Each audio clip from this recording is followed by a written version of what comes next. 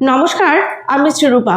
Prime জলপাইগুড়িতে আপনাদের স্বাগত। আসন্ন দুর্গাপূজা উপলক্ষে সাজো সাজো রব বর্তমানে পশ্চিমবঙ্গে। জলপাইগুড়ি, শিলিগুড়ি সহ রাজ্যের নানান শহর কিন্তু এই মুহূর্তে সাজতে শুরু করেছে দুর্গাপূজা উপলক্ষে।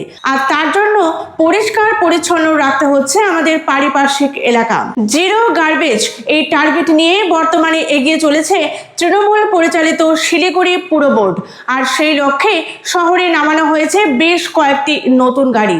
আর তারপরেও আরও 5টি নতুন ট্রাক্টর নামানো হলো শিলিগুড়ি শহরের বুকে। এদিনের এই অনুষ্ঠানে উপস্থিত ছিলেন শিলিগুড়ির মেয়র গৌতম দের, পাশাপাশি শিলিগুড়ি পুর বোর্ডের জঞ্জাল বিভাগের মেয়র শ্রী মানিক দে সহ অন্যান্য বিশিষ্ট ব্যক্তিবর্গ। শিলিগুড়ির মেয়র শ্রী গৌতম দেব জানান, শিলিগুড়ি শহরকে পরিষ্কার পরিচ্ছন্ন রাখতে এই উদ্যোগ নিয়েছে পুর বোর্ড। সামনে দুর্গাপূজা, আর এই দুর্গাপূজায় যাতে সম্পূর্ণ শহর সুস্থ, পরিষ্কার পরিচ্ছন্ন এবং দূষণ মুক্ত থাকে, তার জন্যই তাদের এই প্রয়াস। এমনটাই জানাচ্ছেন শিলিগুড়ি পুর বোর্ডের মেয়র শ্রী গৌতম দেব। আর তাদের এই উদ্যোগ সফল হবে এমনটাই আশাবাদী তিনি।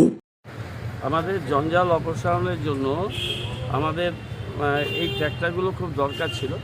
এই ট্র্যাক্টরের সাথে আমরা এই ট্র্যাক্টরটা যে প্যাকেটগুলো নিয়ে যাবে সেগুলো 20টা আমরা কিনে রেখেছিলাম, কিন্তু ট্র্যাক্টরটা না পাওয়াতে অসুবিধা হচ্ছিল। আমরা মহেন্দ্র কোম্পানি ট্র্যাক্টর কিনেছি, 3 বছরের অ্যানুয়াল মেনটেন্যান্স আছে।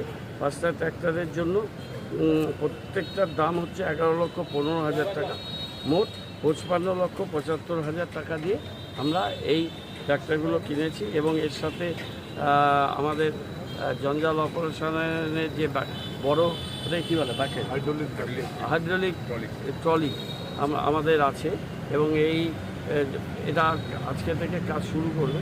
এবং তাতে পুজোর আগে আমাদের জঞ্জাল অপারেশনের ক্ষেত্রে আমাদের অনেক বেশি সুবিধা।